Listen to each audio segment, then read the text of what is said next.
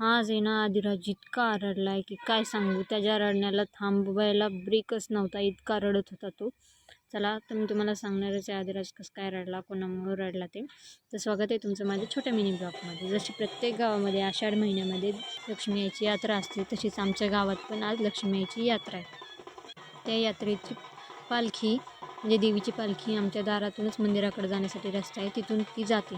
मग त्या दर्शनासाठी आम्ही चौघंजणं दर्शनाला उभं राहिलो दर्शन वगैरे घेतलं आणि आम्ही दारामध्ये पालखी बघत उभं राहिलो.